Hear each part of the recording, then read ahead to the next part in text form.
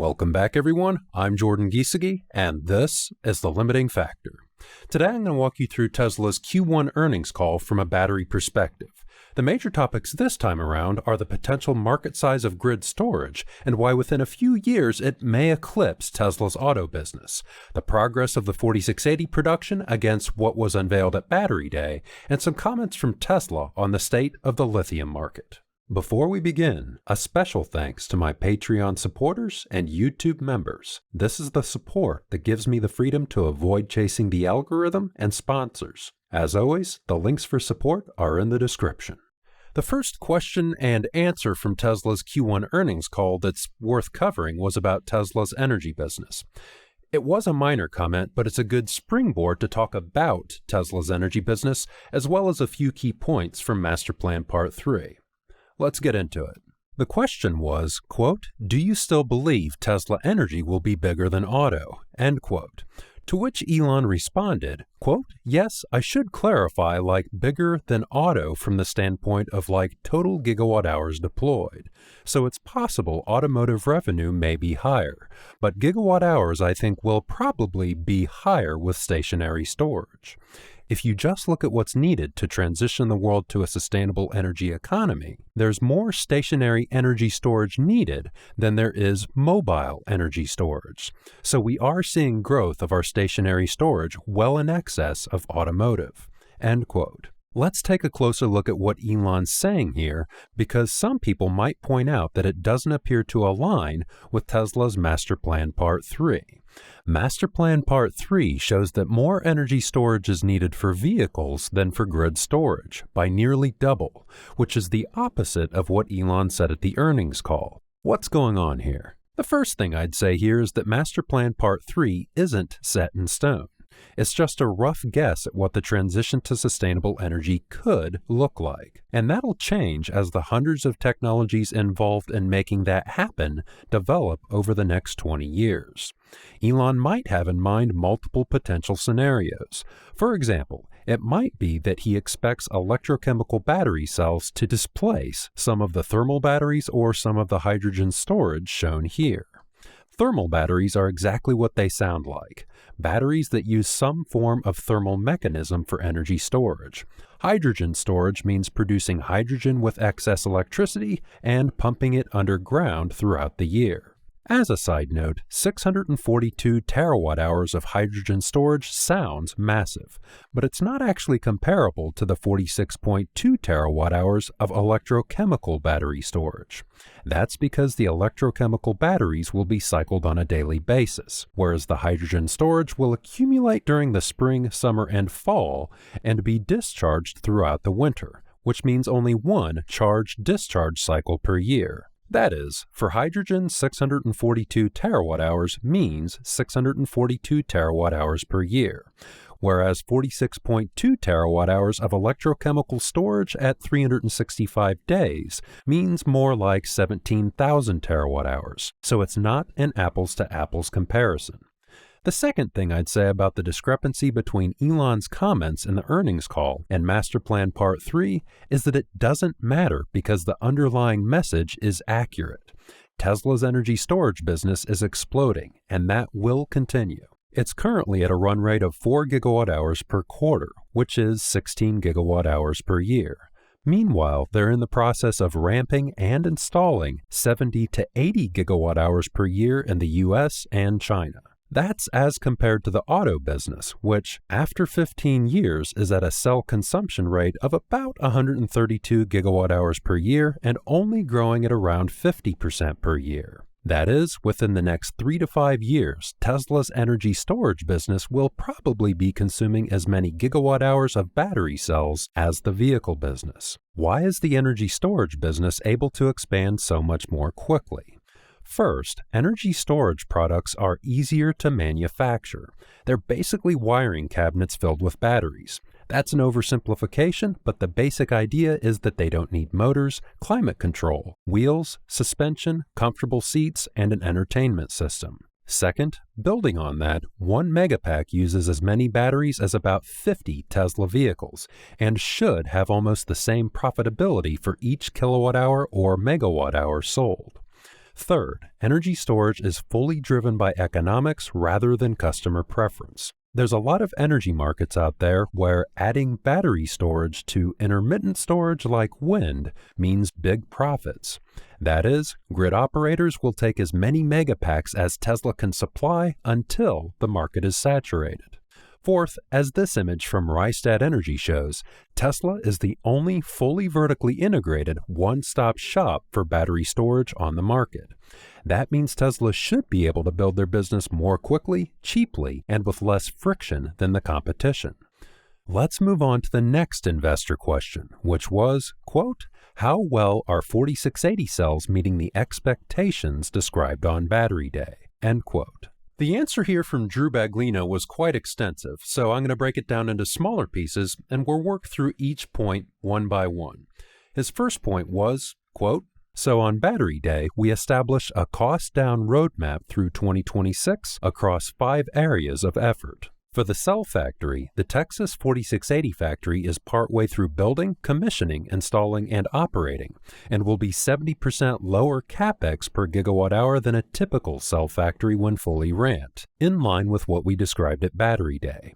And we're continuing to pursue further densification and investment reduction opportunities in future factory build-outs like in Nevada. On cell design, we're in production with not only the first-generation tabless cell we unveiled at Battery Day, but a second, more manufacturable version in Texas today, end quote. First, for context, Tesla's still showing additional operational expenses incurred by 4680 production in their quarterly slide deck. Second, referencing back to Battery Day, the longest time frame spoken on Battery Day to meet cost reduction targets was about 3 years. That was said alongside a graph that showed cost reductions starting in early 2022 and completing sometime in 2025. Let's call that completion by 2026. That is, as usual, Elon was optimistic when he said 3 years to fully realize the cost targets announced on Battery Day, which would be this year. As per Drew's comments and as illustrated by the graph shown at Battery Day, it sounds like the actual internal target was for around 2025 to 2026. However, although the end goal remains the same, it's clear Tesla's getting a late start on the cost reductions because the cells are still creating drag on income and they were supposed to start having a positive impact last year. So, is the 2026 date still possible? Let's take a look. First, as Drew said, they're targeting about 70% lower capex improvement than a typical cell factory when fully ramped. That's in line with the 69% advised at Battery Day, so the total capex number is still the same. Second, as Drew also said, Tesla's been putting a lot of work into improving the cell design and cell factory beyond what they originally envisioned at Battery Day. Cell design and cell factory make up the bulk of the savings at the dollars per kilowatt hour level and the investment per gigawatt hour level. That means in terms of just these 2 areas, the groundwork for cost reductions is already there. And the question becomes, can Tesla achieve volume production in the next 3 years? That's because although Tesla may have already reduced the cost of their new 4680 cell lines, they still have to increase the speed of the cell lines to drive down the cost per kilowatt hour of the cells that are being produced. As we'll see in a moment, Tesla's making slow but steady progress on that front. Before we cover that, what about other areas of cost improvement like anode material, cathode material, and cell-to-vehicle integration? With regards to the anode material, I don't think they're going to realize a high silicon anode with roughly 20% greater energy density, 5% lower cost per kilowatt hour, and 4% lower capex by 2026. That's because a high silicon anode is something no one in the battery industry has cracked yet at scale, and Tesla's still struggling with just making the battery cells. However, I'm betting they will add at least some silicon and get a good portion of the cost and energy density benefits. With that said, given that Tesla's overachieving on the cell design and cell factory, I think they can make up the 2 to 3% shortfall that underachieving in silicon might create. With regards to the cathode material and cell-to-vehicle integration, let's continue with Drew's comments. Quote, On the cathode materials side, we have a number of activities underway per the Battery Day roadmap. For lithium, our Corpus Christi lithium refinery breaks ground this May. Our goal is to start commissioning portions of the facility before the end of the year. The refinery uses the sulfate-free spodumene refining process with reduced process costs, no acid or caustic reagents, and lower embodied energy. It actually produces a beneficial byproduct that can be repurposed in construction materials. We discussed all of these concepts on Battery Day. Same with the cathode precursor. We've successfully demonstrated a lower process cost, zero wastewater precursor process that we described on Battery Day at both lab and pilot scale, and are in the detailed design phase for incorporating this technology into the front end of our Austin cathode facility. On cathode production, we are 50% equipment and 75% utilities installed at our new cathode building in Austin, with our goal to begin dry and wet commissioning this quarter and next quarter with a target to produce first material before the end of the year." End quote. In short, things are well on track with cathode and lithium production, with cathode production starting before the end of the year and lithium production probably starting early next year after commissioning. Lithium is one of the inputs into cathode production, so both show up in the cost reductions for cathode laid out at Battery Day. That only leaves us with cell-to-vehicle integration, but before we cover that, I think it's worth providing some technical explanations and resources for what Drew said about lithium refining and cathode production. First, Tesla's sulfate-free refining process for lithium hydroxide, which breaks ground next month. Odds are that Tesla is either using the Outotec lithium hydroxide process or they've developed their own similar process. Thanks to RK Equity for bringing the Outotec process to my attention. As you can see, one of the byproducts of the Outotec process is calcium carbonate, which can be used in products like concrete and aligns with Drew's comments that the process they're using produces byproducts that can be used in construction materials. And of course, it also meets the requirement of being an acid-free process that uses pressure leaching with sodium carbonate rather than a more typical sulfuric acid roasting process. As for the cathode production process, I've already done a full video on this titled Tesla's Cathode Production Process. On screen is the key slide, which compares Tesla's process to a conventional process.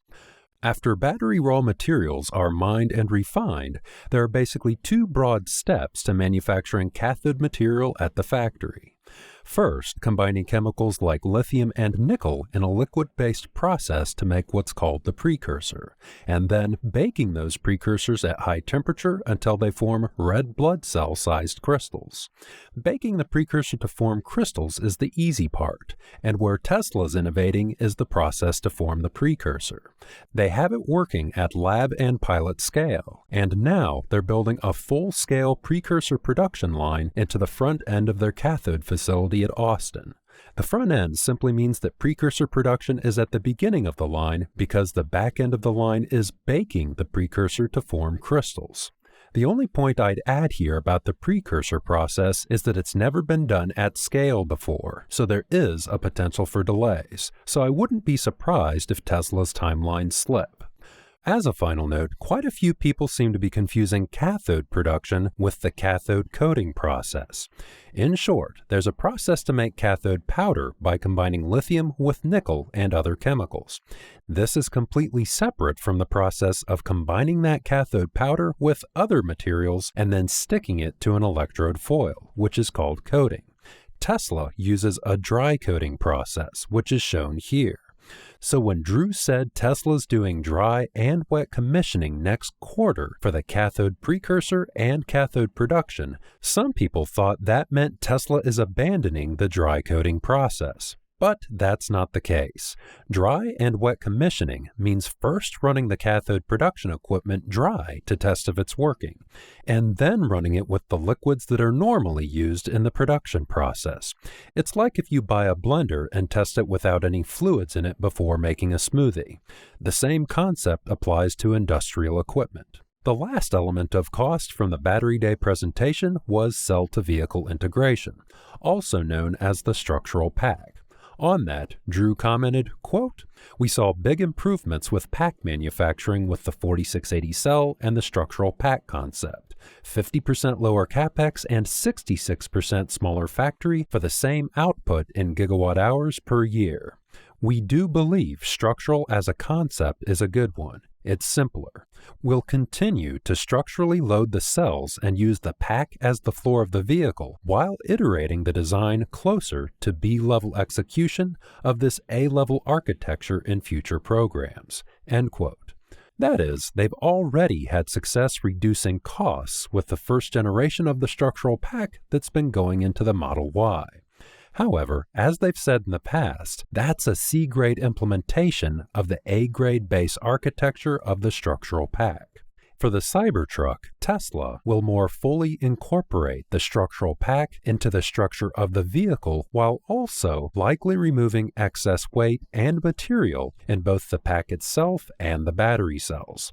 That'll likely bring the cost savings of the structural pack closer to what was projected at Battery Day, and I expect that'll continue to improve over the next few years. That is, the structural pack looks to be on track to meet cost targets by 2026. But the elephant in the room is, of course, manufacturing speed and quality.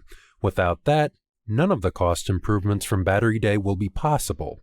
On that, Drew commented, quote, "And zooming out for the 4680 team, Q1 was all about cost and quality. We made significant improvements in both areas. Texas production increased by 50% quarter over quarter, through yields increased by 12%, and at Cato, peak rate increased by 20% and through yields improved by 20%. End quote. Let's break that down. Tesla has a 4680 production facility at Cato Road in Fremont, California, and another facility in Austin, Texas. Cato Road has a nameplate capacity of 10 gigawatt hours per year, and Austin is starting with one 25 gigawatt hour line. Combined, those two facilities hit a production rate of 1,000 packs per week last quarter, which is a run rate of about 3.5 gigawatt hours. The Cato facility has been working on ramping for about 2.5 years, but started ramping in earnest about 15 months ago. Austin started ramping 6 months ago. So although Austin has a higher capacity, most of the 3.5 gigawatt hours of cells would have come from Cato Road. Drew said that Austin made a 50% quarter-over-quarter improvement in production. I'm assuming that means 50% more total production. Yields improved by 12%, which means that more of the cells that were produced were usable. Based on that, my guess is that Austin's annual production rate is at most 1 gigawatt hour of good cells. Cato Road saw a peak rate increase of 20%, which means that production may have been lower or higher than last quarter, depending on how much they were running the line. However, Cato Road also saw an improvement in yields by 20%. Based on that, my guess is that the annual production rate at Cato is at most 4 gigawatt hours of good cells.